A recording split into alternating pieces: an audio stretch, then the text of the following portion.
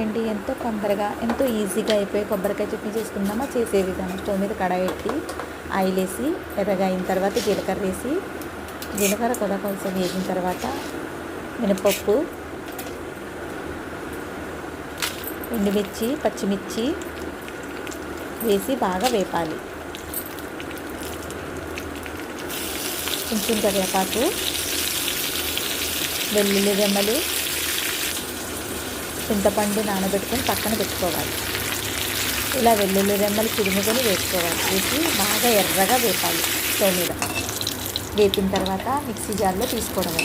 తీసి కొబ్బరి ముక్కలు ఇలా ఆయిల్లో వేసుకోవాలి. కాసంత వేపిన తర్వాత కొంచెం మగ్గిన తర్వాత ఇవి కూడా మిక్సీలో వేసి కొంచెం ఉప్పు, నానబెట్టినంత చింతపండు అన్నీ వేసి కొంచెం పంచదార ఉంటే బెల్లం ముక్క వేసుకోవచ్చండి. నేను పంచదార వేసాను.